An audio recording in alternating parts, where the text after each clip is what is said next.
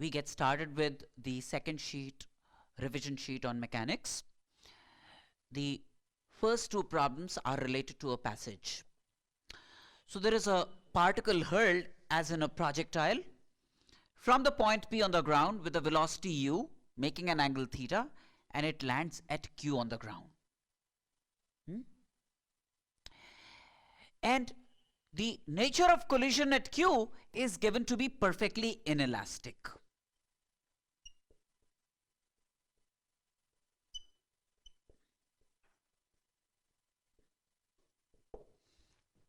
Right? And theta is modeled such that the area swept by the trajectory is a maximum. This area A is a maximum, it could be, right? I want to first find the value of theta for which this area gets maximized.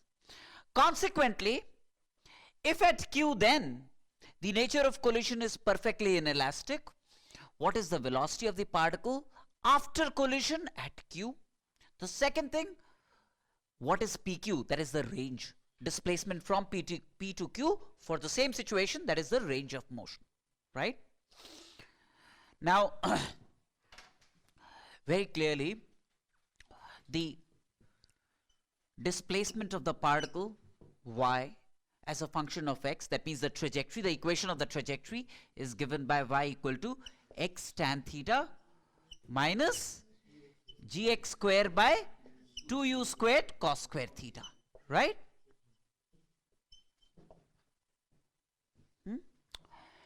This area is given by integral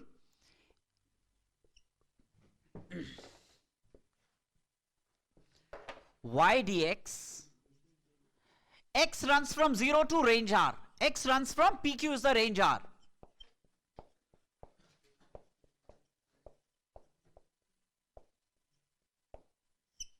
PQ is the range R. Isn't. We need to maximize this area. Now, evidently, this is like integral y is x tan theta minus gx square by 2u squared cos square theta dx. X runs from 0 to the range R, isn't it? Which then reduces to tan theta into x square by 2, that means r square by 2. R square means u squared sine 2 theta by g whole squared, that is r square by 2, isn't it? U squared sine 2 theta by g whole squared, when I integrate this, x square by 2, right? Minus g by 2u squared cos square theta into, this will become x cube by 3. So r cube by 3, right? So 1/3 r cube, which is u squared sine 2 theta by g whole cube. That's A, right? Now, let's simplify matters here.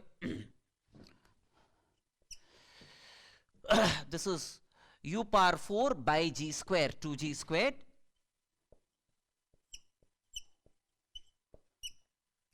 This will give me 4 sine square theta cos square theta into tan theta, right?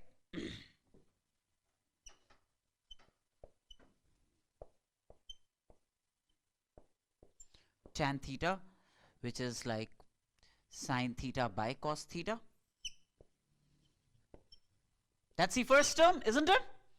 The second term, this is u power 6 by u squared, u power 4, and again by g squared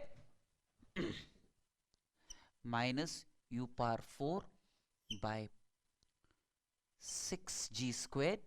See, there is a 2 here and 3, 6g squared, and then there is a 8 sine cube theta cos cube theta by cos square theta. Isn't it? So what does it turn out to be? So this is 2 times, this is 2 u power 4 by g squared. This is sine cube theta cos theta.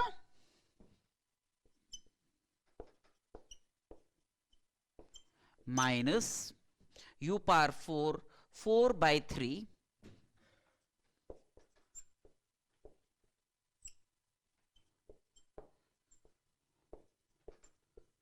cos theta, sine cube theta cos theta. Yes or no?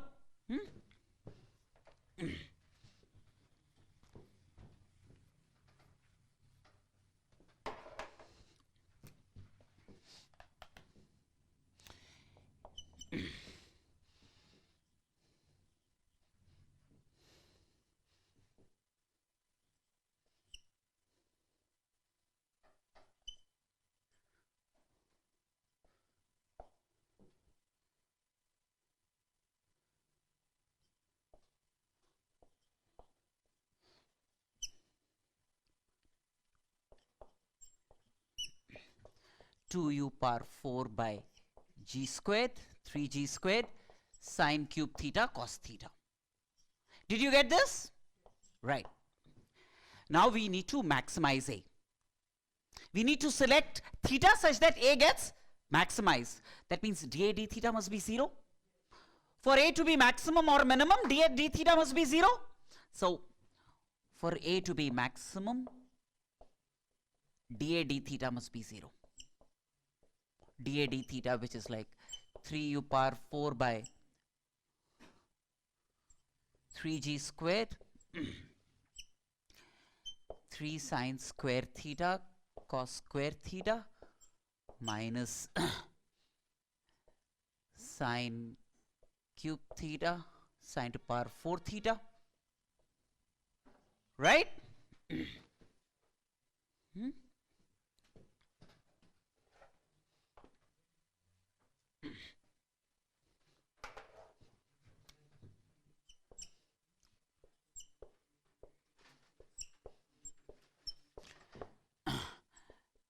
Sine square theta cos square theta, if I take common, 3 minus tan square theta. We want this to be 0. This is dA d theta. We want this to be 0. Therefore, tan theta has to be root 3. Theta has to be pi by 3. Theta has to be pi by 6. Pi by 6? No, pi by 3. Pi by 3. 60 degrees. Theta has to be pi by 3. Now, how do you know whether this is going to give me a maximum area or minimum area? No, of course not. First order confirmatory derivative test. See, when theta is slightly less than pi by 3, slightly less than pi by 3, then tan square theta would be less than 3. And this would be positive, this is positive, dA d theta would be positive to the left of pi by 3. To the left of pi by 3, dA d theta would be positive. When theta is slightly more than pi by 3, then tan theta would be more than root 3, and this would be a negative number, and dA d theta will turn out to be negative. So dA d theta would then turn out to be negative for theta slightly less than pi by 3.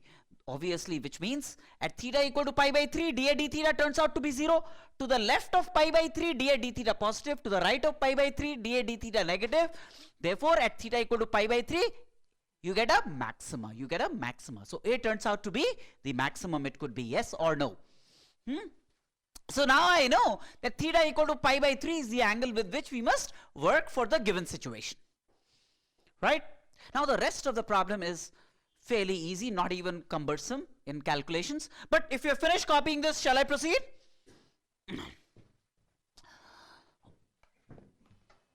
Now collision at Q being perfectly inelastic. So I know theta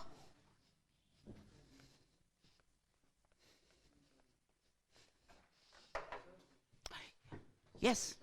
In our solution, we didn't expand R. We used the trajectory from y equals to x tan theta into 1 minus x by r. No, but R is a function of theta. No, No, when you differentiated, but you have to, isn't it? And if you still got the same answer, it's coincidence. Obviously, r is a function of theta. How can you ignore that, right? So that was wrong. So in any case, A turns out to be the maximum it could be at theta equal to pi by 3, right? Now, at Q, just before collision, at Q, realize that the vertical component would be u sine theta just before collision. The horizontal component would be u cos theta at Q just before collision. Yes or no? Right? Now, since the collision is perfectly inelastic, the normal component will get killed. U sine theta will get completely killed. Yes or no? If the collision, see, collision is whatever is happening in the normal direction. That means in this direction. And E being 0 means this component of the velocity must get killed. Vertical component, relative velocity of separation along the common normal must get killed. Relative velocity of separation along the common normal must get killed. That means after collision, this component must become 0. That means at Q, the particle will simply slide along the surface and will have a velocity u cos theta, which is u into cos 60 degrees, which is half u by 2. Yes or no? And of course, you can find the range. Range is going to be u squared sine 2 pi by 3 divided by g, u squared sine 2 theta by g. Simple, right? That's the range that we are seeking.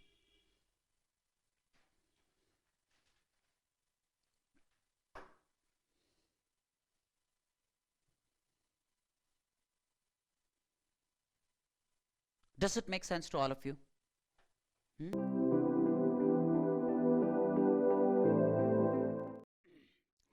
So there is this particle which is moving along this parabolic trajectory, and its speed is maintained constant, but its velocity is not constant, because the direction of velocity is along the tangent from point to point along the parabola.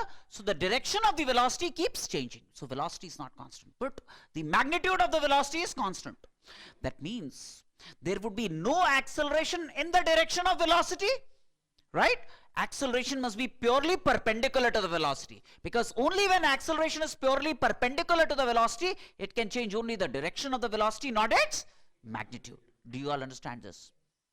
So, which means the acceleration has to be only along the normal direction, which is an, normal acceleration. Normal acceleration. Now, at this point P, what is this normal acceleration doing? What is it providing? It's providing centripetal force. That means at this point P, an must provide, the normal acceleration must provide v squared by r, where r is the radius of curvature of the trajectory at P.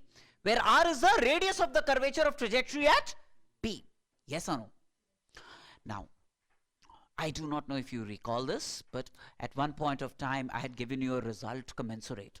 The radius of, if y is a function of x, any curve, then the radius of curvature at any given x comma y, radius of curvature at any given x comma y is given by 1 plus dy dx whole squared to the power 3 by 2 divided by d2y dx2, or its magnitude. That's the magnitude of the radius of curvature at any x comma y, right? So r is the only thing that we seek to obtain. Then the normal acceleration, which is the total acceleration, can be obtained. So now let's see what this turns out to be. Dy dx, very clearly you can see dy dx at any xy is 10x, and d2y dx2 is 10, isn't it? So this turns out to be 1 plus 10x dy dx whole square, 1 plus 10x whole squared. What is x? X is 2 by 15. 1 plus dy dx is 10x, 10 into x, which is 2 by 15 whole squared whole to power 3 by 2. We need it at x equal to 2 by 15. So 10x whole squared, right? Divided by d2y dx2, which is 10. That would be in meters the required radius of curvature at that point, right? Now let's see what this turns out to be. So this is 2, this is 3. So this is 16 by 9. So 25 by 9 whole to power 3 by 2 divided by 10, isn't it? So this is 5 by 3 whole cubed divided by 10, yes or no? 25 by 9 square root of that is 5 by 3 whole cubed divided by 10. That's the radius of curvature at that point. So the normal acceleration at that point is going to be v squared, which is 5 by 3 whole squared divided by the radius of curvature. That means 1 by whole cubed into 10, which is 3 by 5 into 10, which is 6 meters per second squared is the normal acceleration. 6 meters per second squared, which is the normal acceleration. Yes or no? Does it mean you couldn't have solved the problem if you didn't know this result? V square 5 by 3 whole square by r is 5 by 3 whole cube divided by 10. That's the radius of curvature, right? So does it mean we couldn't have solved this problem if we didn't know the formula? Of course we could. So now I will try and do that. I will solve this problem as if this result was not known to us. Although it's a good idea to recall this result, know this result, but you're not handicapped in absence of knowledge of this result, which is what I'll demonstrate. Let me solve this problem from first principles, basic kinematics, that far and no further. All right, can I wipe this off and solve this problem again without using this result? Let's see what transpires.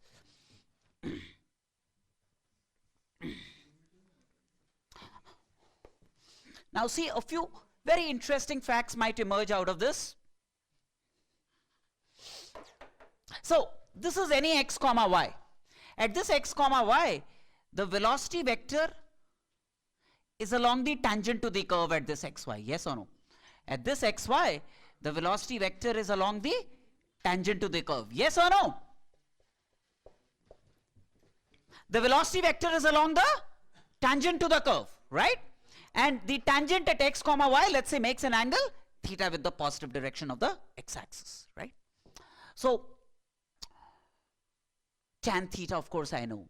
Tan theta would be dy dx, right? Y is 5x squared.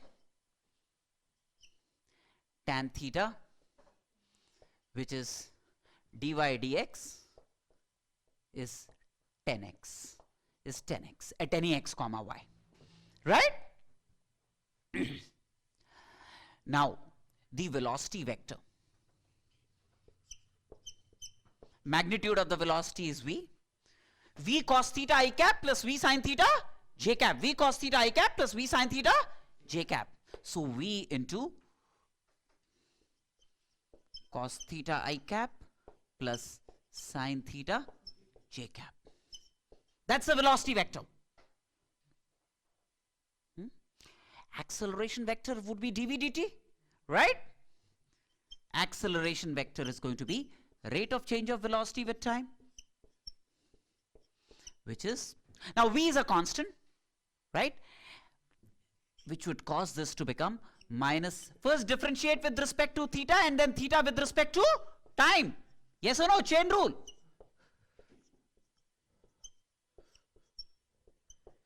That's the acceleration vector. And do you see one thing?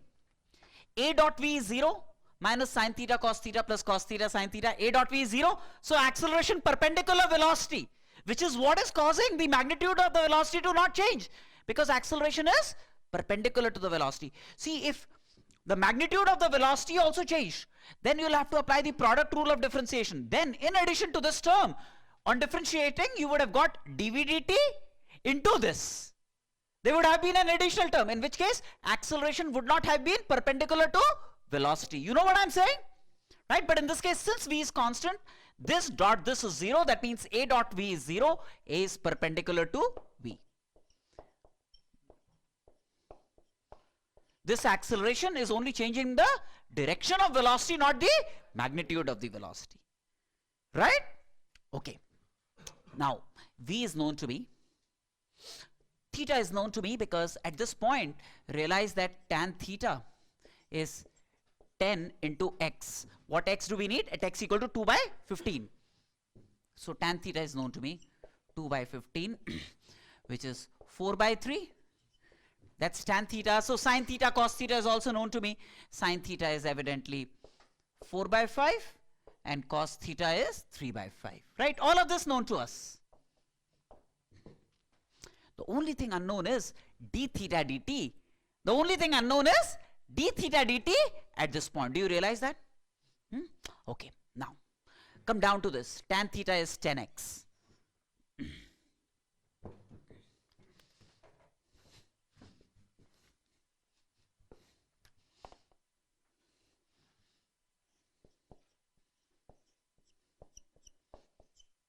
dy dx is tan theta, which is 10x.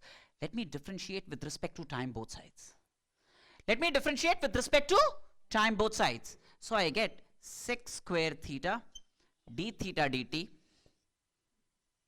is 10 dx dt. Yes or no? 10 dx dt?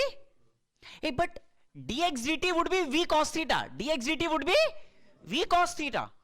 So this is 10 into v cos theta, right? Dx dt is v cos theta, 5 by 3 into cos theta. Cos theta is 3 by 5, right? At this point, dx dt is v cos theta. V is 5 by 3. Cos theta at this point, as you can see, is 3 by 5. So 1. Dx dt is 1. So this turns out to be 10. So what is d theta dt? D theta dt is going to be 10 cos square theta. 10 cos square theta, which is 10 into 9 by 25. Yes or no? That's d theta dt. All that you need to do is now, this is 5 by 3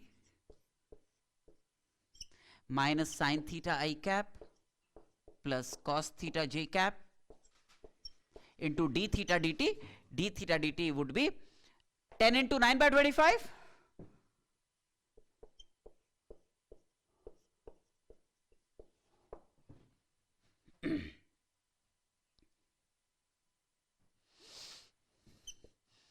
Five 52 3 6 6 into minus sin theta I cap plus cos theta j cap.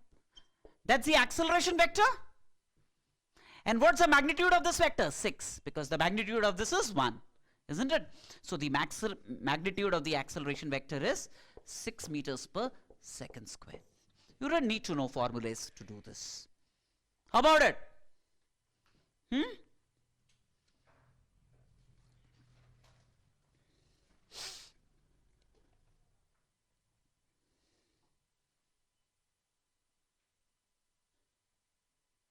Yet, it's a good idea to know that result. Right? Radius of curvature 1 plus dy dx whole square to power 3 by 2 divided by magnitude of d2y dx2. It would be good to know this result. Clear?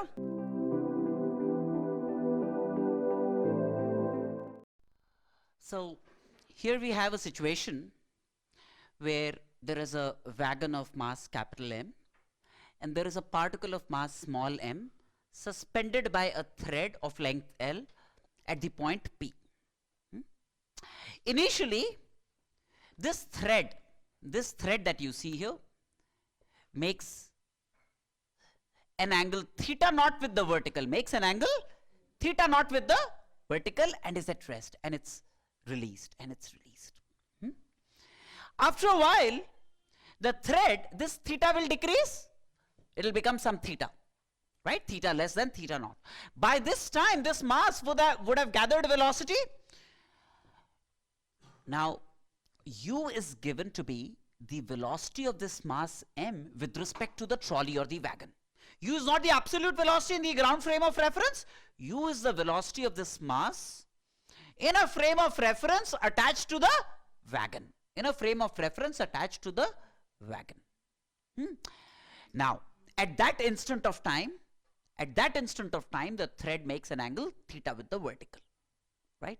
I want to find out. And both the wagon and this particle start from rest. After a while, they acquire this state, and the mass m acquires a velocity u with respect to the wagon as shown. And obviously, this velocity u has to be perpendicular to the thread. There can be no component of this velocity along the thread. Right? Now, I want to find the velocity acquired by the wagon in this state. Realize that we started in the state where the wagon and the particle both were at rest, right? And for the system comprising the particle plus the wagon, along the x direction, there was zero momentum. And since there was no net external force acting on the system comprising the particle and the wagon in the x direction, the total linear momentum in the horizontal direction remains conserved. Right?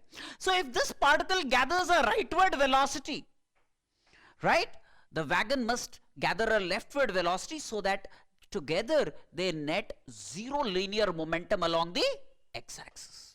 Do you realize that? That means at this point of time, the linear momentum of the mass m horizontally as seen in the ground frame must be equal to linear momentum of the wagon in this direction as seen in the ground frame, so that their net linear momentum along the x-axis is 0. Why should that be the case? Because there was no horizontal force acting on the system along the x direction. Right?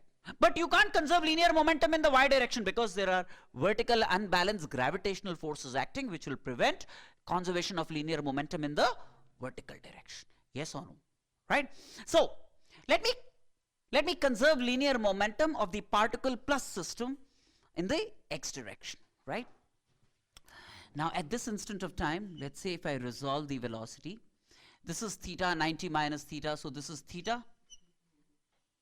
Yes or no? U could have been resolved as u cos theta like this and u sin theta like this. Clear? Yes or no? Now, the particle, let's say, let me call this particle A, has a velocity, horizontal velocity u cos theta as seen by the wagon, That means as seen by an observer moving leftwards with a velocity v, right? This is not the absolute velocity of the particle m, this is the relative velocity of the particle A as seen by the wagon observer. But as seen by the ground in the horizontal direction, the particle A would have relative velocity plus velocity of observer, would have a velocity which would be u cos theta, which is the relative velocity of A with respect to this, plus the velocity of the observer, which is minus v. Yes or no? Velocity of the observer is minus v. So that's the velocity of A as seen by a ground observer. What's the linear momentum of A as seen by the ground observer? M into u cos theta minus v to the right is the linear momentum of the particle small m as seen by a ground observer, and it is rightwards. And that must be equal to linear momentum of the wagon in the leftward direction, so that the net linear momentum is 0. Right? So that must be equal to the linear momentum of the wagon in the leftward direction, so that the net linear momentum along the x-axis is 0. Yes or no? So ordinary conservation of linear momentum, right? And this gives us very clearly v is mu cos theta divided by capital M plus small m. Yes or no? So that's this part of the problem, right? That's this part of the problem. Now, omega is the angular velocity of A with respect to the point of suspension, right? So, with respect to P, the point of suspension, right? The relative velocity is u, like this, perpendicular to the thread, right? Right? Yes or no? And therefore, would you not want to believe that as seen by P, this is the velocity as seen by P. That means with respect to this point, yes or no, with respect to P, this velocity is u like this. So would you not want to believe that the angular velocity of A as perceived by P with respect to the point of suspension is going to be u by L? That's going to be the omega as seen by P, yes or no? Right? So, I mean, how do you compute angular velocity with respect to a point of any other particle? If you remember that. See, if there are two particles, say A and B, separated by a distance L, and if A has a velocity v1 making an angle alpha with the line joining them, and B has a velocity v2 making an angle beta with the line joining them, then to compute the angular velocity of A with respect to B, you will take their relative velocities perpendicular to AB. Omega of A as seen by P would be relative velocity perpendicular to AB. Relative velocity perpendicular to AB would be v1 sine alpha minus v2 sine beta divided by L. That's the angular velocity of A as seen by B. Yes or no? So in this case, you'll have to take relative velocity perpendicular to the line joining them. So same situation here. The angular velocity of A with respect to P is going to be what? Relative velocity perpendicular to L, which anyways is given to be u, divided by L. That's going to be the angular velocity of A as perceived or reported by P. Take the relative velocity of A with respect to P perpendicular to AP divided by the separation. And it's already given that u is the relative velocity of A as seen by P or as seen by the wagon. P is the wagon, really. Yes or no? Right? So omega is going to be u by L, and u by L is what? U is m plus m into V divided by small m cos theta into L. Yes or no? U by L, u obtained from here, u is capital M plus m into V divided by m cos theta. That whole divided by L. Right? I've taken u from this equation and plugged into this to get the angular velocity of A as seen by P. Do you all understand this idea? Right? That's the second part of the problem. That's why we've taken relative velocity. True. If it was the absolute velocity, then it would not matter. When I take the relative velocity, that means as if P is at rest, then A is found to have a velocity u like this. Right? That's why we take relative velocity. Yes or no? Now the last part of the problem is the velocity of the wagon when theta is 0. Theta is 0 means the thread becomes vertical. When the thread becomes vertical, what is the velocity of the wagon? That is what we are seeking to obtain. It's also given that the mass of the particle is much smaller compared to the mass of the wagon. Under this approximation, what happens to the velocity of the wagon when it becomes vertical? Right? Now, can I remove the clutter from here?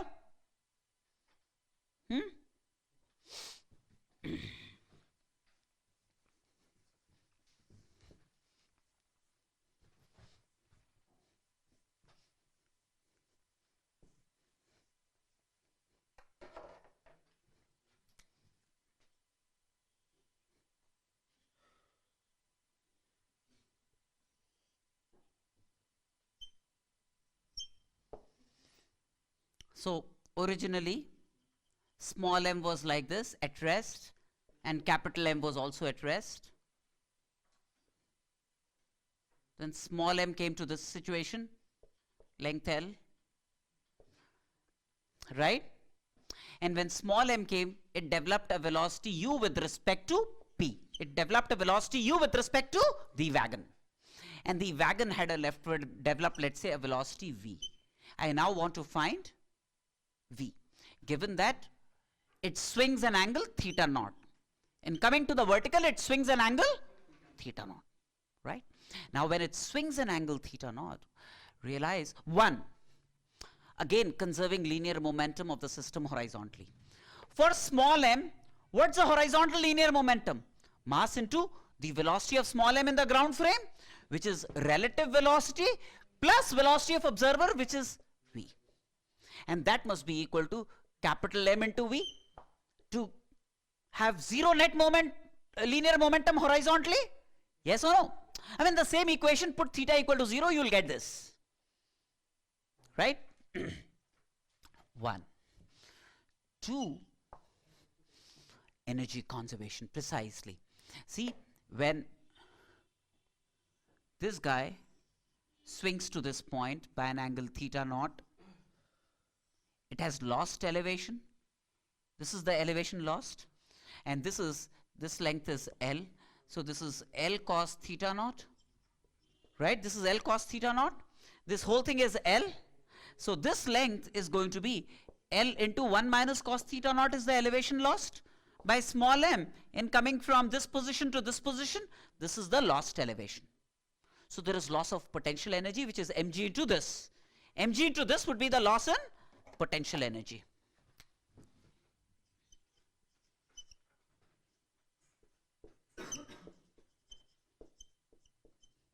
And that must be gain in kinetic energy of small m plus gain in kinetic energy of capital M.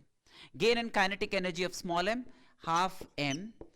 It develops a velocity u minus v. U is the relative velocity. U is the relative velocity in the wagon frame of reference.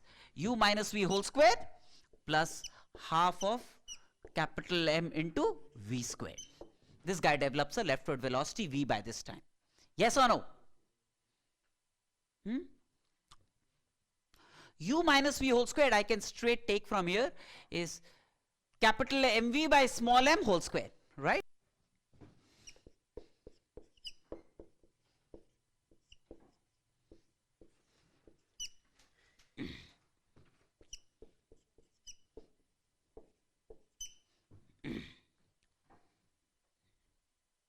Right, into small m. There is a small m here.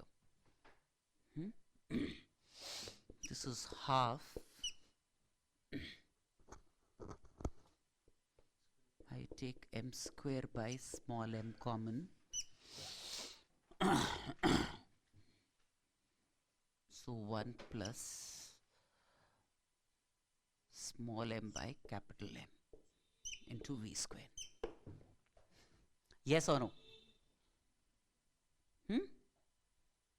Do you realize what I did here? M square by small m, this m square, this will become, so m square by small m I took common, so this will become 1 and this will become small m by capital M into v square. And the whole thing is, left hand side as you can see is mgl. 1 minus cos theta naught is 2 sine square theta naught by 2.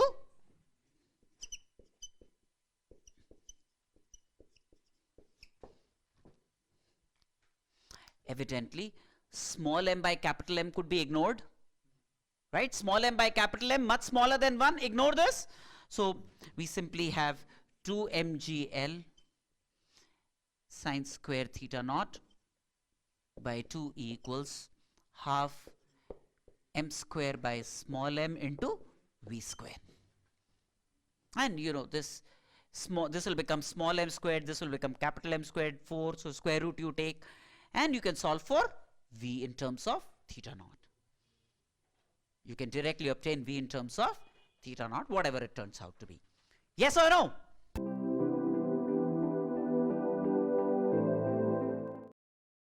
The next problem is about these 3 springs and the 3 masses A, B and C. This is spring 1, spring 2, spring 3, right? And the system is in equilibrium.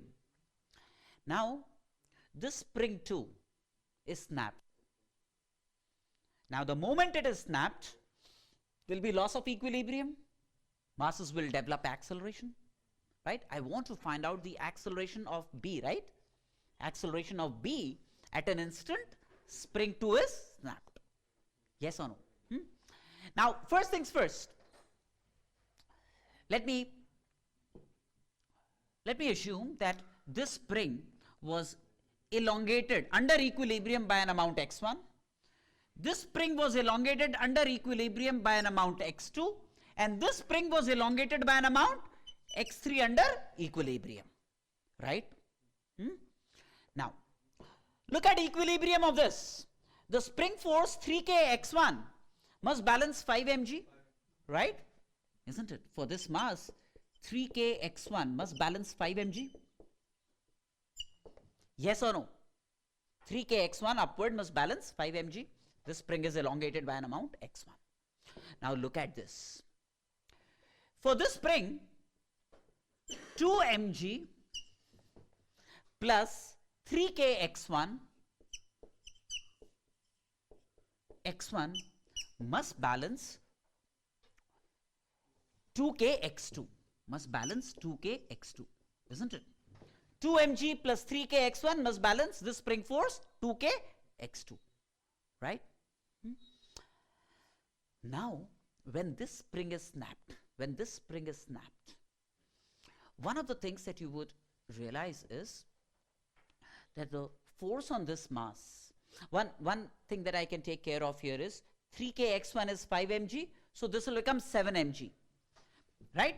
3k x1 is 5 mg, so this will become 7 mg is 2k x2, or now when this spring is snapped, spring 2 is snapped, what are the forces acting on 2m unbalanced?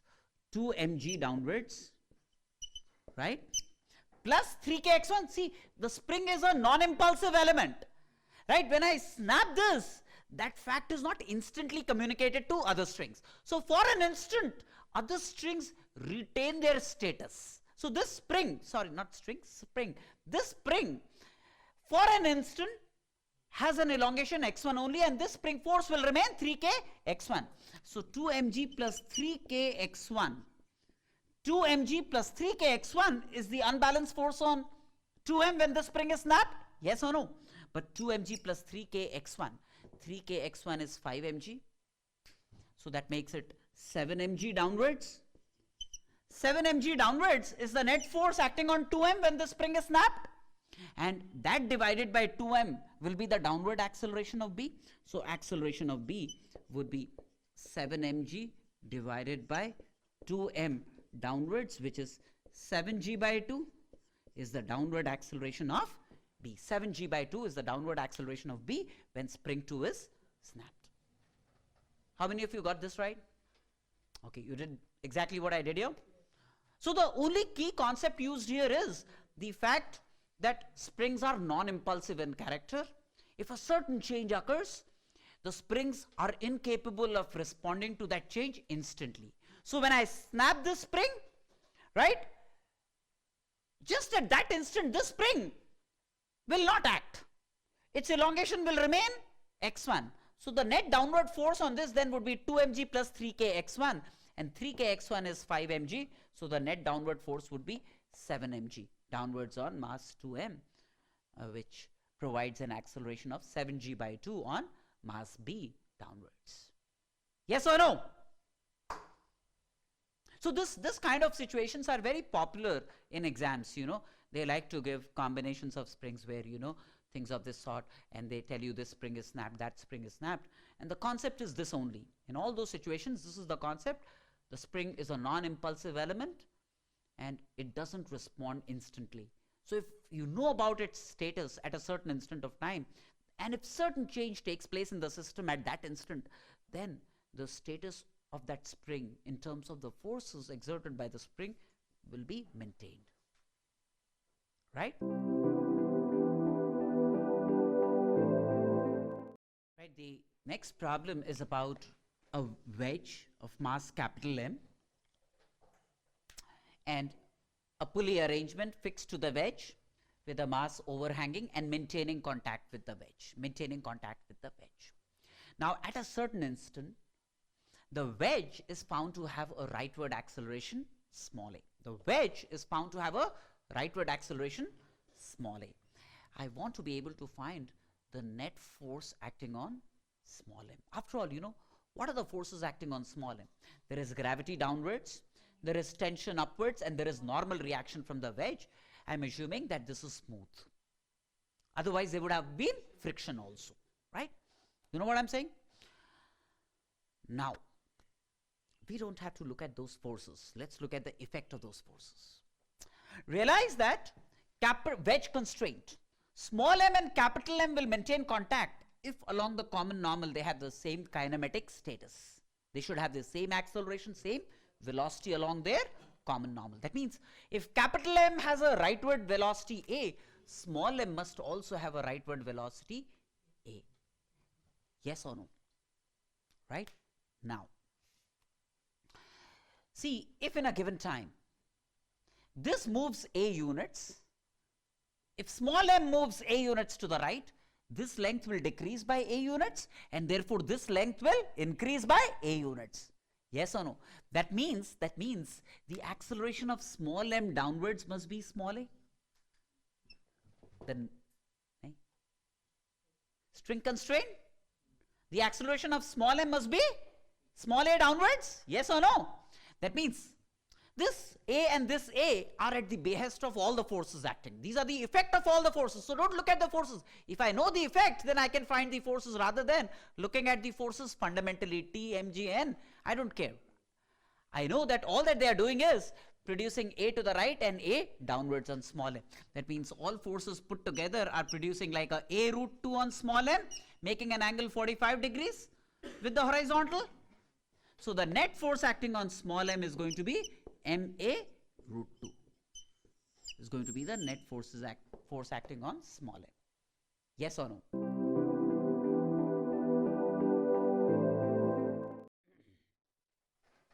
So we have a uniform rod AB of length L, and initially at rest in this configuration, the floor is smooth and the wall is smooth, right? And it begins to slide. It begins to slide. After a while, it makes an angle 37 degrees with the horizontal as shown. At this instant, I want to find the angular velocity of the rod and the velocity of the center of mass, right? Very clearly, it's a case of conservation of energy, right? Because realize that this is 53 degrees and this is the center of mass, so this is L by 2, so this would be L by 2 sine 53 degrees.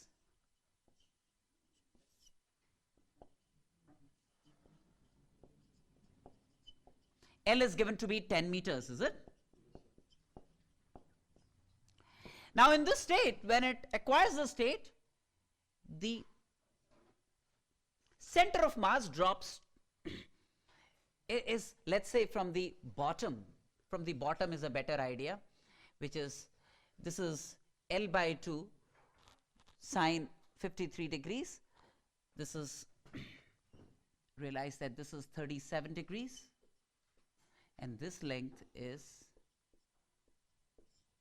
L by 2 sine 37 degrees, right? Yes or no? What is therefore the loss in elevation?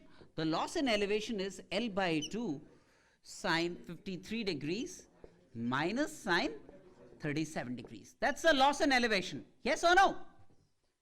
L by 2 sine 53 degrees minus sine 37 degrees is the loss in elevation. Yes or no? Loss in potential energy is going to be this. And that must be equal to gain of kinetic energy. Right?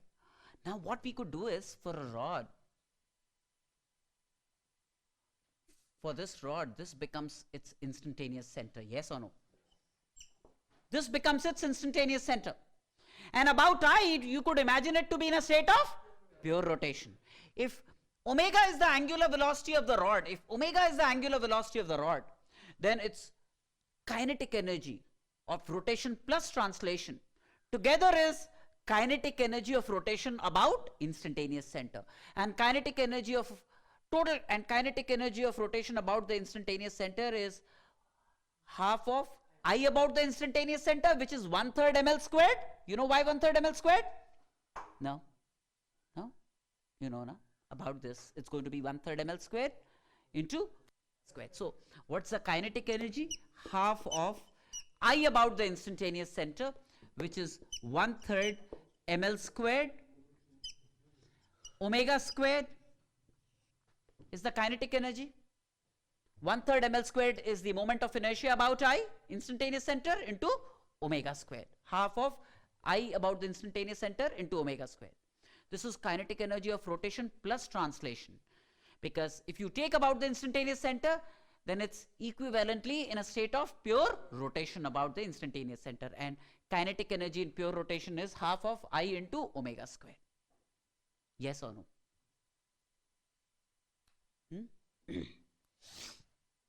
Okay, this half will get cancelled. L and G are practically equal. G is also 10. L is 10. So L squared would get cancelled with GL. M would get cancelled. And this would be 4 by 5 minus 3 by 5 means 1 by 5. 1 by 5 is omega square by 3, or omega is going to be root 3 by 5 radians per second. Yes or no?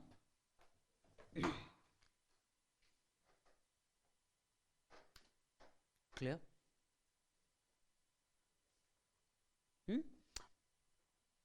Now, velocity of the center of mass. Very clearly, again, you know, if this is the center of mass, the center of mass is in a state of pure rotation about the instantaneous center, and this length is also L by 2. Do you realize that? This is L by 2. Why so? Right, diagonals. And the velocity of the center of mass then is going to be omega into L by 2. Omega is known, L by 2 is 5. So, root 3 by 5 into 5, which is root 15 meters per second. Root 15 meters per second is the velocity of the center of mass. And it's going to be perpendicular to this L by 2, because you can imagine it to be in a state of pure rotation about the instantaneous center. Yes or no? Right?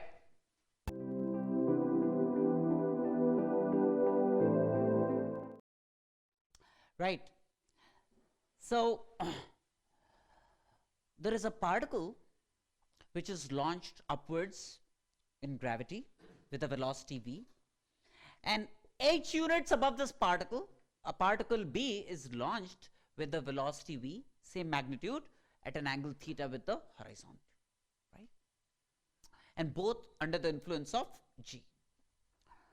We want to find the time in which the separation between A and B becomes the least it could be.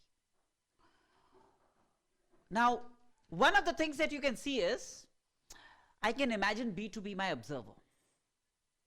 I can fix B, I can pin B. Then the revised velocity of A would be the relative velocity of A with respect to B. In an equivalent situation, this situation could be reduced to a situation in which B is put to rest and A is given a velocity which is difference of the velocity of A and velocity of B. That means now, relative velocity of A with respect to B in the vertical direction, how much is it? V minus V sine theta is the relative velocity of A with respect to B in the vertical direction. Now, in the horizontal direction, velocity of A with respect to B horizontally is going to be V cos theta leftwards. Yes or no? Right? So, now, initial relative velocity of A with respect to B in the vertical direction is V into 1 minus sine theta. In the horizontal direction is V cos theta leftwards. So, that's the resultant of these two will give me the net relative velocity V naught of A with respect to B. Now, realize that both have an acceleration g downwards. So, relative acceleration is 0. Yes or no? That means relative velocity remains constant. That means this vector V naught will remain constant. If I look upon B as an observer, then the relative velocity of A with respect to B will remain constant despite gravity. Why? Because relative acceleration is 0. Both have acceleration g downwards. Yes or no? Right? So, initial relative velocity is V naught, which is given by root this square plus this square, which is this. Right? V naught squared is V squared into 1 minus sine theta whole squared plus V square cos square theta. That will give me V naught, magnitude of the initial relative velocity, and the relative velocity at all times is V naught root 2 1 minus sine theta.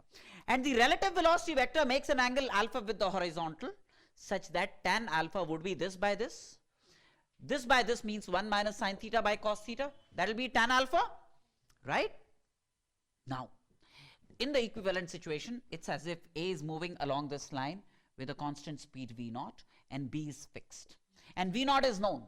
And this length is h, this is alpha, 90 minus alpha, so this is also alpha. Very clearly, the time in which the separation would be the least is the time when A reaches this point where BA prime will be perpendicular to V naught. Yes or no?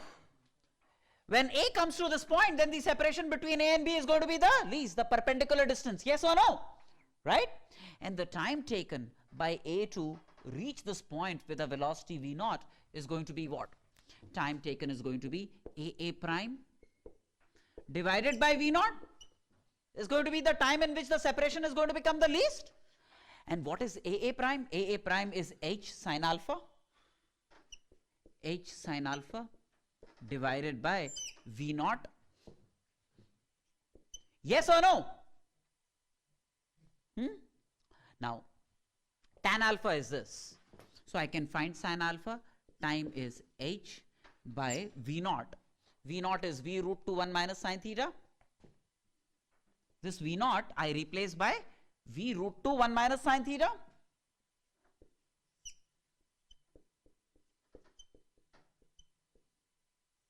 Into tan alpha.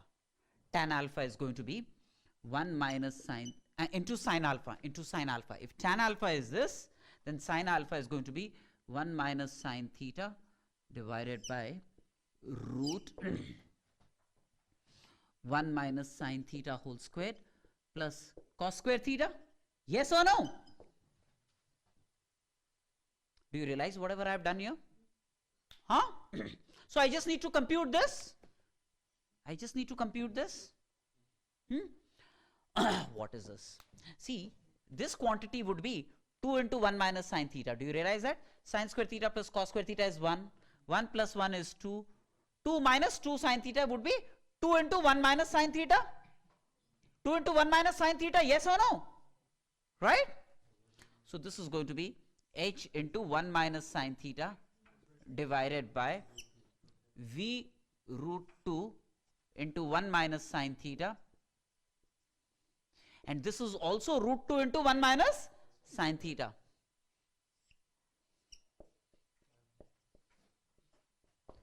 Realize this is the time? And root 1 minus sin theta into root 1 minus sin theta will cancel this. Root 2 into root 2 is 2, so this will become h by 2v. This will become h by 2v. Is going to be the required time in which the separation is going to become the least it could. Clear?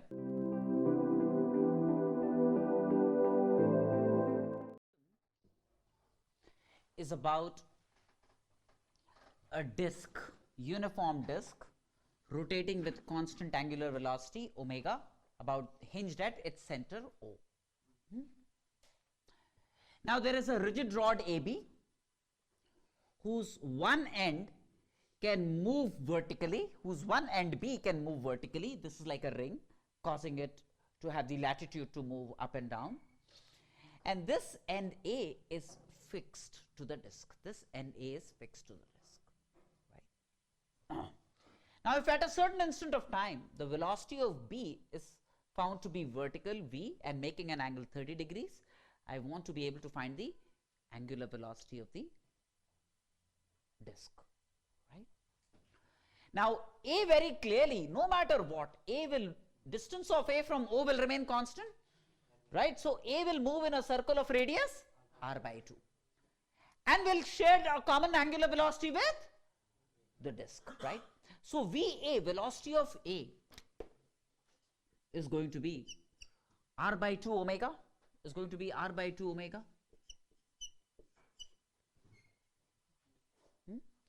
And the relative velocity of B and A along the rod must be 0.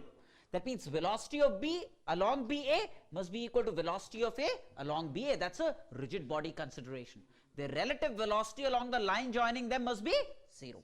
That means velocity of B along BA is what? V cos 30 degrees equal to VA cos 60 degrees equal to VA cos 60 degrees.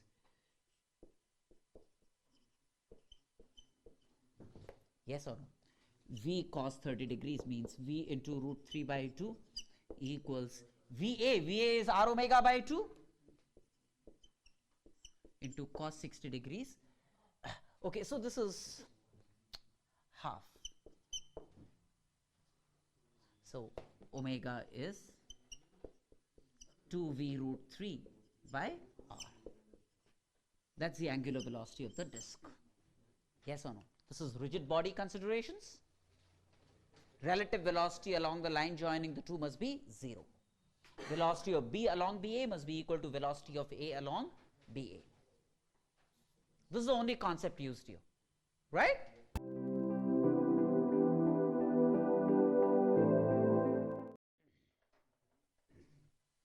Hello, hello. Yes. See, we have a T-shaped structure like this, right? There is a mass m and there is a mass 2m, right? And at some point P, I wish to apply a force F, and the whole thing is lying on a horizontal surface, I want to be able to apply a force F parallel to the T, AB, such that this develops only translation, right? Now, one thing, if this is any rigid body, right, and if this is the center of mass, and if you apply a force F whose line of action passes through the center of mass of this rigid body, then the torque about the center of mass would be 0. If the torque about the center of mass is 0, means angular acceleration will be 0, and it will never develop omega. It will never develop omega. It will be in a state of pure translation. So if the line of action of a force passes through the center of mass of a rigid body, then it will develop only translation. That's the whole idea. Yes or no? So now this is a rigid body, a composite rigid body. Now this P, I want it to be the center of mass of this combination. Now this combination is like, this entire thing can be replaced by a mass m here, right? So it's as if there is a mass m here. This whole thing is like a mass 2m at its midpoint. So this is like 2m at a distance L by 2 from here. Oh, this is L, because the whole length is 2L. This length is L. Now, the force F, very clearly, the force F must be applied at a point P, which is the center of mass of 2m and m, which is at the center of mass of 2m and m. Now, refer to C, this is the position of the center of mass, say X. X will be the center of mass of 2m and m. Very clearly, X would be this mass 2m into L, right, plus m into 2L plus m into 2L. This length is 2L divided by 2m plus m. That will be the X coordinate of point P as seen by C, the center of mass of this composite structure, which is 4ml 3, so 4L by 3. So this force, if applied at a point 4L by 3 from C, will have its line of action passing through the center of mass of this composite structure, which is the point P, and therefore there will be no torque produced about the center of mass, no alpha develops, no omega develops. It will be in a state of pure translation. It will only have ACM, it will not have alpha. It will therefore be in a state of pure translation. Yes or no?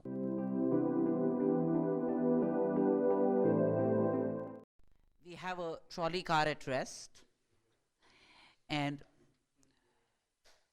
let's say there are bullets fired from this end, part of the trolley car, at 50 meters per second, right? The mass of the bullet is 1 by 99 the mass of the trolley. When this bullet hits this end, we want to be able to find the distance covered by the trolley. Given that the length of the trolley is 50 meters. Now, if you go back to my early classes on center of mass, remember that raft problem that I dealt with? Instead of the raft, you have this trolley. Now imagine the trolley to not do anything. Then the damage produced to the x coordinate of the center of mass, this is the x direction, the damage produced to the x coordinate of the center of mass is given by mb into 50. Imagine that the trolley has not moved. This is the damage in the summation mixi. This is the damage in the summation mixi. Now, after this particle reaches this end, the trolley suddenly realizes that the x coordinate of the center of mass has been disturbed. Now, the trolley plus this mass, that means 100 mb, together moves by an amount L in the leftward direction. To preserve the x coordinate of the center of mass of the trolley plus the particle, right? Very clearly then, L is 0.5 meters. Half a meter is the distance covered by the trolley by the time this mass hits this N.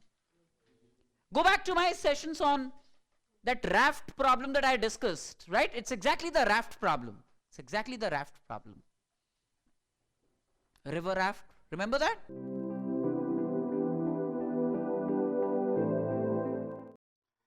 So this time we have this right circular cone of height h and let's say radius of the base r and semi-vertical angle alpha 30 degrees. H is given to be 4 meters, the height of the right circular cone, right? And it's imparted two kinds of angular velocity. About its axis, which is spinning. Omega 2 is about its axis, spinning, which results in spinning, omega 2, right? And about this axis, it's given omega 1. It's given omega 1. You know what I'm saying? About this vertical axis, it's given an angular velocity omega 1. That means if you, what omega 1 does is, omega 1 causes this motion in the horizontal direction, right? And omega 2 is spinning about its own axis. Now we want to be able to find the ratio omega 1 by omega 2 such that the point B does not slip on the ground, such that the point B does not slip on the ground. You know what I'm saying? Now, just look at omega 1 to begin, or rather omega 2 to begin with, like this, about this axis. Now, if you look at omega 2, then point B moves in a circle of radius r because of omega 2, point B, this end of the base, moves in a circle of radius r with angular velocity omega 2. Yes or no? It moves in a circle of radius because of omega 2. Because of omega 2, point B moves in a circle of radius r with angular velocity omega 2. Yes or no? Right? Now, because of this motion, realize that B will have a tangential inward velocity which would be omega 2 into r. B will have, because of omega 2 alone. Do you conceive that? Because of omega 2 alone, B will have an invert velocity equal to omega 2 into r tangential. Yes or no? Because it's moving in a circle of radius r, it will have an invert velocity omega 2 into r. Yes or no? Right? So it will have omega 2 into r. B will have omega 2 into r inwards into, let's say, right? Because of omega 2 alone. Now, imagine omega 1, which is about this axis. This angle is alpha. And look at the point B. Now, this B, then, suppose this is x. Say this is BD. BD is x. Now, because of omega 1, B moves in a circle of radius x with angular velocity omega 1. Because of omega 1, this end B moves in a circle of radius x with outwards, moves in a circle of radius x outwards with velocity omega, with angular velocity omega 1. That means now B has, because of omega 1, B has an outward velocity omega 1 into x. Yes or no? This is outward. But the point B is not slipping. Therefore, the inward velocity must be equal to the outward velocity so that there is no net velocity of the point B. That means these two must be equal, yes or no? These two must be equal so that B does not slip on the ground, right? And now notice this triangle and this triangle. Do you realize they are congruent triangles? 90 degrees, 90 degrees, alpha, alpha and common hypotenuse. These two triangles are congruent. So can I say R is equal to X? This is X. Can I say R equal to X because these two triangles are congruent? R is X. So that gives me omega 1 by omega 2 equal to 1. Omega 1 by omega 2 equal to 1 because R is X. Right now?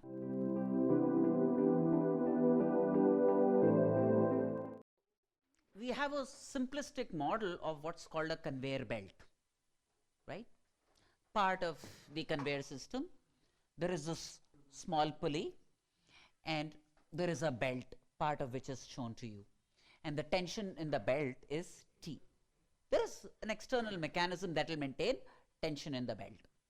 And the belt is moving with a velocity V. The belt is moving with a velocity, with a speed V, right?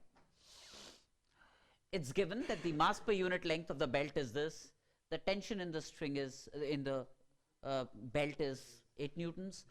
Speed is known. I want to be able to find the normal reaction that the pulley exerts on the belt. This is the belt. Over a diameter is the belt. Half the circumference is the belt. Now what I do is, in principle, I take an element of the belt here. Locate that element by an angle theta. I take an element of the belt and locate that element by an angle theta. A small point A. Obviously now I'll look at a point-like segment of the belt. A point-like segment of the belt. Say this is B. AB is A and B are very, very close to each other. And this angle is, say, d theta. This angle is d theta. Yes or no? Now I'll attempt to draw the free body diagram of AB. I'll attempt to draw the free body diagram of AB. Now, first of all, and the whole thing is resting on a horizontal surface. Whole thing is resting on a horizontal surface. Realize that on AB, what are the kind of forces acting? Of course, you know, there is a normal, this AB is a small segment, so this is a normal reaction dN, which could have been resolved as dN cos theta like this and dN sin theta like this, right? There is a normal reaction dN radially outwards, which the pulley will exert on the belt, which has a component dN cos theta like this and dN sin theta like this, right? That's one force acting. What's the other force acting?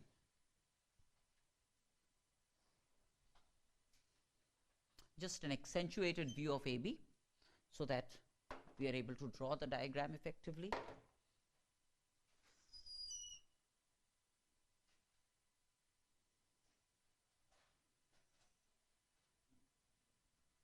This is theta, this is d theta. At A, there is tension like this, tangential. At B, there is tension. Tension along an element will always be along the tangential direction. Yes or no? Right? And look at this. If I produce this,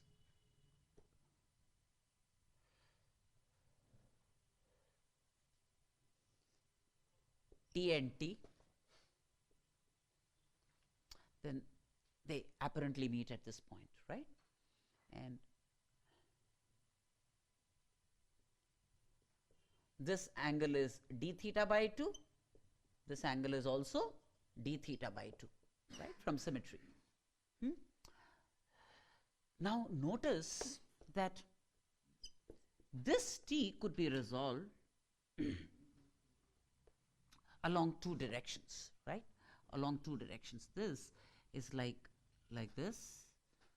This T could be resolved again, you know. So if I resolve the T's, then I can resolve the T's, let's say like this, like this. It's a badly drawn figure. I'm just trying to compensate for that. This is T. T could have been resolved in this direction. This T and this T could have been resolved. Realize that this is also d theta by 2 and this is also d theta by 2. This T could have been resolved as T cos d theta by 2 and this T could have been resolved as T cos d theta by 2. They will cancel off. And then there is a 2T sine d theta by 2 towards O. There is 2T sine d theta by 2 towards O. Do you realize that? There is 2T sine d theta by 2 towards O. Do you realize that? This T and this T, T cos sine d theta. See, if this is d theta by 2, this will be 90 minus d theta by 2. So this will be T sine d theta by 2, T sine d theta by 2, and the components in this direction will cancel off, right? So 2T sine d theta by 2 is in this direction, and then there is normal reaction dn like this. Normal reaction dn like this, radially outwards, acting on this element. Do you realize these are the only forces acting on this element AB? I'm not sure if I've drawn a very great figure. I tried to. 2T sine d theta by 2 minus dn is the net force towards O. Is the net force towards O acting on this element AB. And what does this do? It provides a required centripetal force to this element AB. Right? So centripetal force means mass of this element. Mass per unit length, mu, into the length, which is r d theta, into v square by r. Yes or no?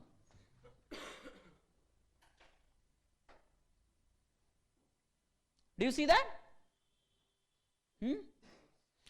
And this gives me dn, the normal reaction radially outwards on this AB, radially outwards on this element AB. dn is T minus mu v squared into d theta. Do you see that? dn is going to be T minus mu d theta into v squared. Yes or no? This 2T sine d theta by 2, 2T sine d theta by 2 can be written as 2T into d theta by 2. Do you realize why? Because this d theta by 2 is a very small angle. Sine of a small angle is approximately equal to that angle. So this will simply become T d theta minus mu v squared d theta. Minus mu v squared d theta, that's going to be dn. Now, realize that on every element between P and Q, on every element between P and Q, the dn's are in different directions. Do you see that? The dn's are in different directions. So you can't say that the total normal reaction would be sum of all of this, because dn's are all in different directions. They are radially outwards in various elements. Do you see that?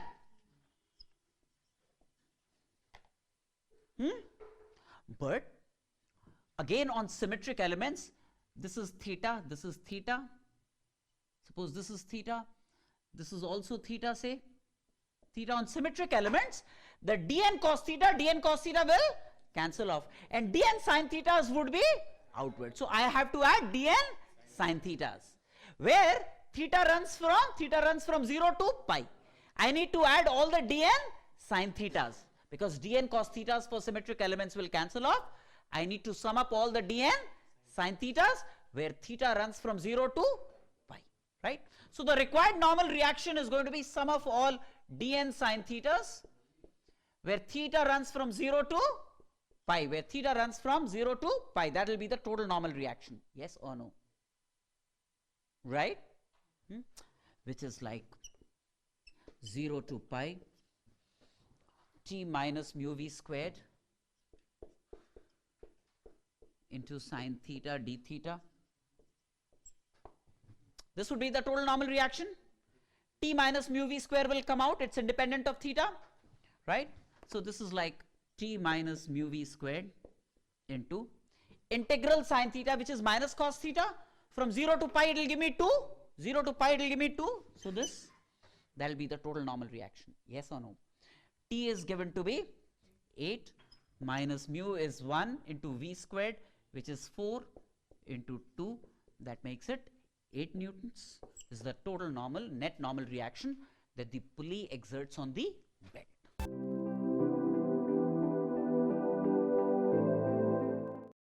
In this problem, there is a bead that slides along this semicircular wire without friction and leaves this wire with a horizontal velocity v and lands on the ground at a distance d.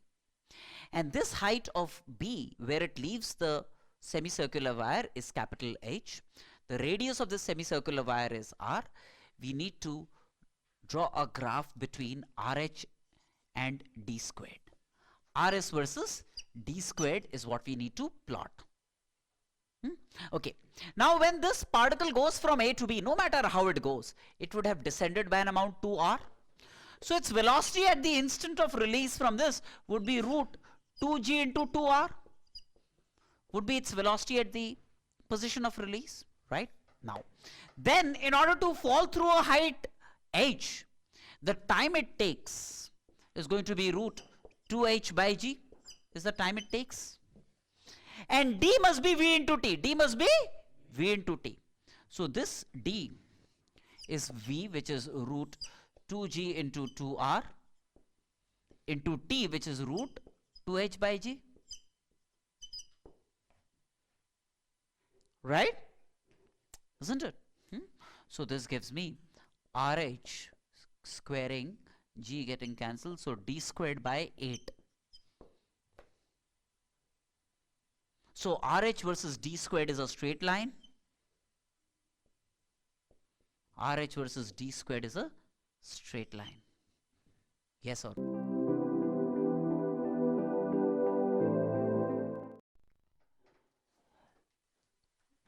There are two particles, P and Q.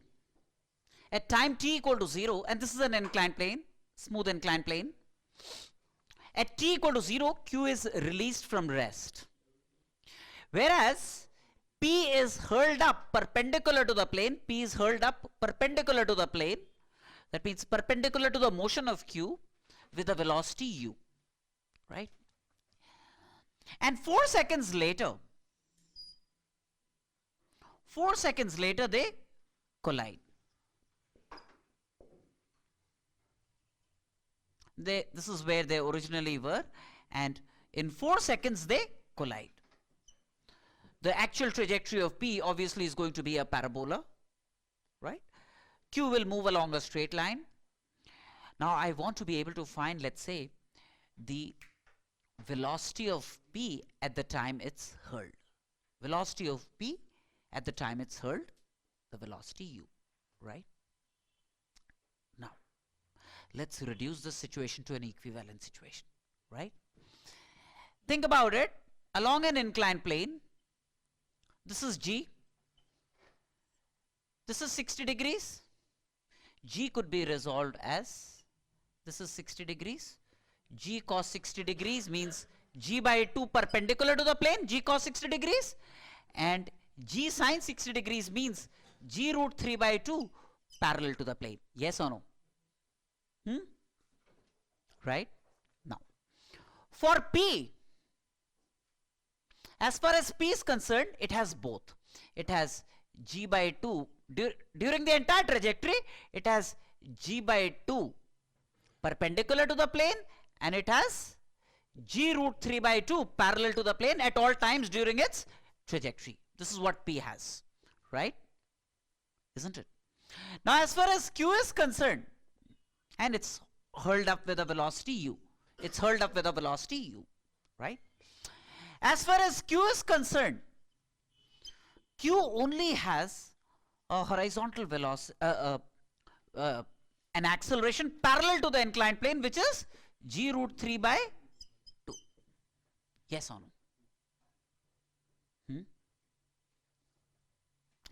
Which means if I look upon Q as an observer, do you realize their relative acceleration parallel to the plane is 0? That means acceleration of P and as seen by Q is only going to be G by 2 in this direction. Yes or no? So as seen by Q, that means fix Q. It's as if I'm fixing Q. Then P has all along the journey, as far as Q is concerned, has an initial velocity U and has an acceleration G by 2 like this. Yes or no? Right? And their relative velocity in this direction is 0 anyways. Yes or no? And it will remain 0 at all times in this direction. Relative velocity of P with respect to Q. See, initial velocity of P in this direction is 0. Initial velocity of Q in this direction is 0. Right? Relative initial velocity is 0. And relative acceleration is 0. So relative velocity in this direction remains 0 at all times. Yes or no? That means the relative velocity of P with respect to Q parallel to the plane is 0 at all times. That means the only relative velocity P has with respect to Q is U like this. Because Q had no velocity in this direction where P had a velocity U in this direction. So in an equivalent situation, it's as if Q is fixed. P has a velocity U like this, has an acceleration G by 2 like this, and Q is fixed. Now, what happens to P is, in this equivalent situation, as if Q is fixed, P is hurled up, P reaches, and P experiences G by 2 downwards, so P reaches the topmost point, being retarded with G by 2, reaches the topmost point, all the time retarded by G by 2, where its velocity becomes 0, and then comes back to Q. Yes or no? This is the equivalent situation. Now, the total time of flight then, that means, is 4 seconds. Because it meets Q again after 4 seconds. Now, time taken to go up must be equal to time taken to come down. Only difference is instead of G, you have G by 2. Right? So, time taken for its velocity to become 0 is 2 seconds under the influence of a retardation G by 2. Yes or no? That means in 2 seconds, what's the velocity of P? U minus, in a frame of reference attached to Q, V minus G by 2 into 4, right? In 2 seconds, into 2. That means reaching the topmost point, its velocity is initial upward velocity minus retardation into 2 seconds, right? Total time is 4 seconds, so time taken to reach the topmost point is 2 seconds. So U minus G by 2 into 2, and that must be 0.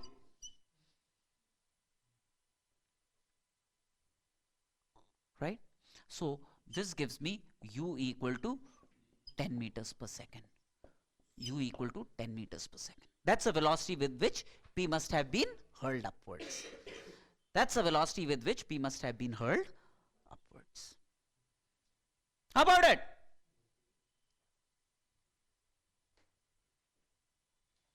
Clear now? And what's the trajectory of P as seen by Q? It's a straight line.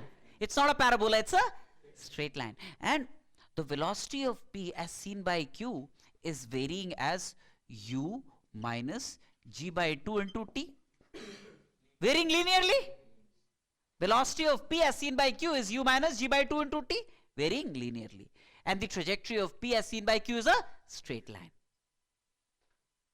And that straight line is perpendicular to the inclined plane. That straight line is perpendicular to the inclined plane. How about it? Right?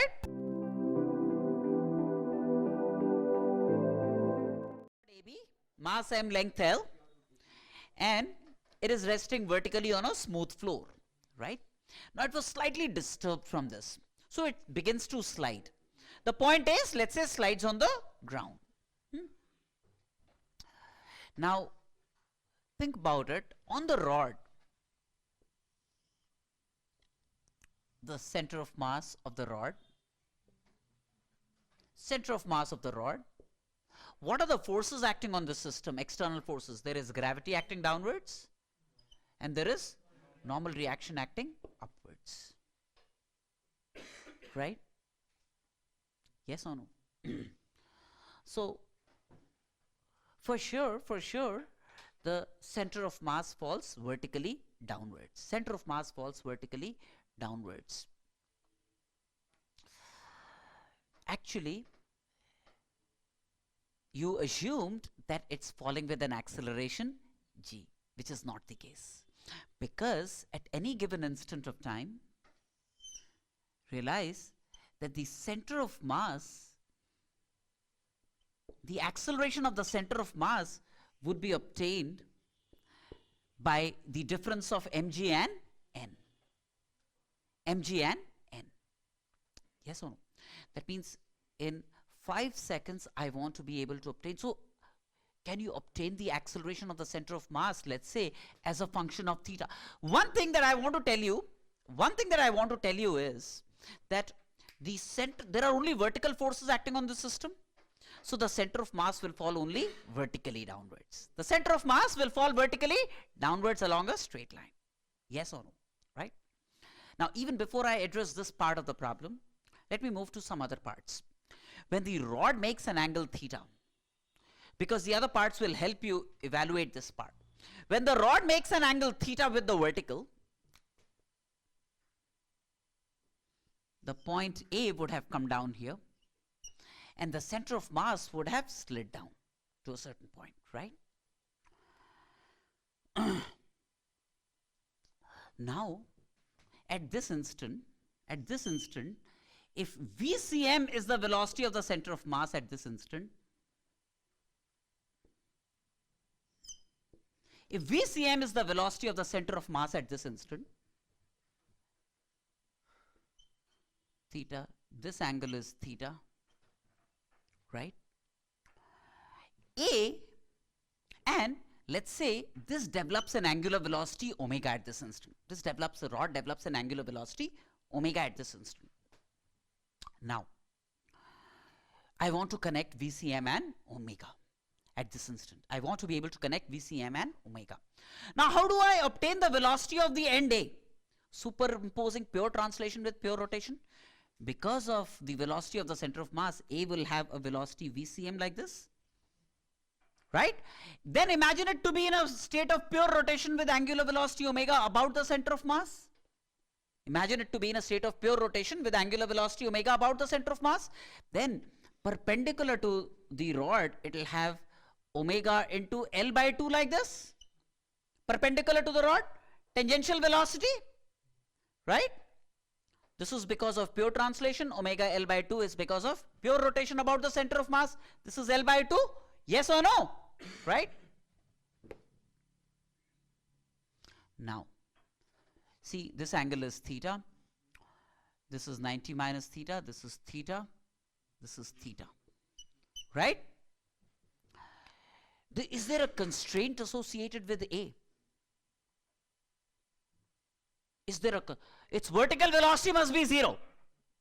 Right? A slides on the ground, its vertical velocity must be 0. That means omega L by 2 sine theta must balance VCM. Because A has no motion in the vertical direction.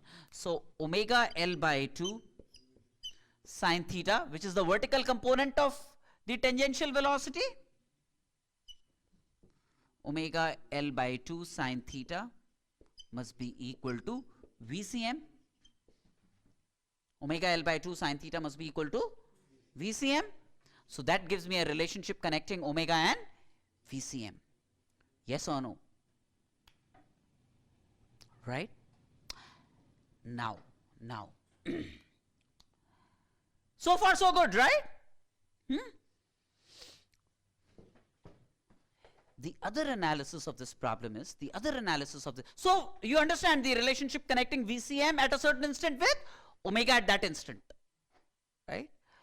And this, if you differentiate with respect to time, you will get a relationship connecting ACM and alpha.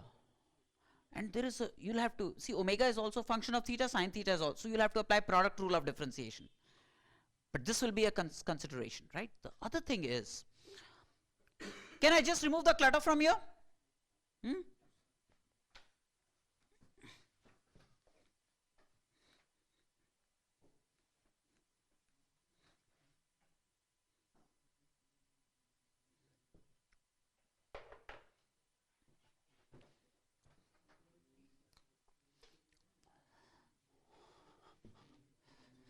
Now,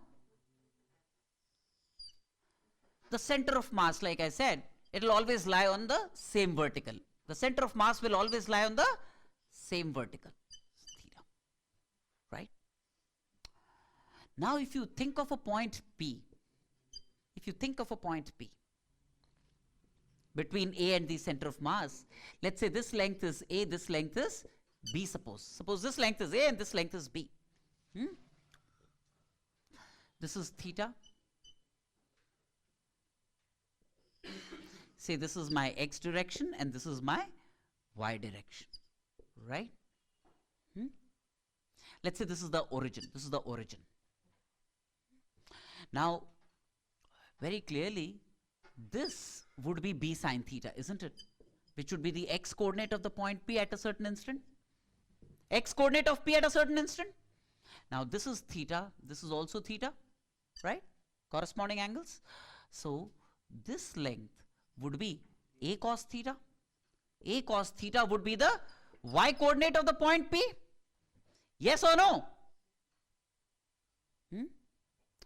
Would be the x and y coordinates of a certain point on the rod while the rod is sliding. It's a function of theta. But look at this, x square by b squared plus y square by a squared is 1. That means what's the locus of P? It's an ellipse, except. And what's the eccentricity of the ellipse?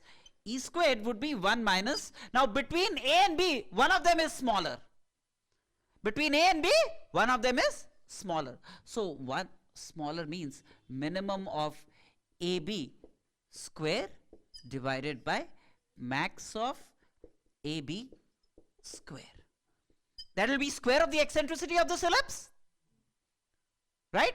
Between A and B, whichever is smaller comes here, the larger goes there, isn't it? That will give me the eccentricity of the ellipse. Except there is a point P, which is the midpoint of, let's say this point is C. If A is B, which is like halfway between the end A and the center of mass, that means at a distance L by 4 from A, the locus will be a circle. The locus will be a circle. Yes or no? So all points are executing an ellipse except a point P, which is halfway between A and C, which will execute a circle. L by 4 will execute a circle. All other points are executing an elliptic trajectory. Now, this could also have been seen as follows. See, the center of mass C has a downward velocity at any given instant. The end A has a leftward velocity, say VA, right? And this therefore will be the instantaneous center at all times, because, isn't it? Intersection of two velocities will give me the location of instantaneous center in a rigid body. Yes or no? Intersection of any two velocities will give me the location of the instantaneous center, right? So this is the instantaneous center. And now, if I look at a point P, L by 4 and L by 4 from here, then realize that at all times distance of P from I will be L by 4. If P is the midpoint, then distance of this point from I will always be L by 4. So P will execute a circle of radius L by 4. P will execute a circle of radius L by 4. So all points execute ellipses except halfway between A and the center of mass, which is 1/4 the length of the rod, will execute a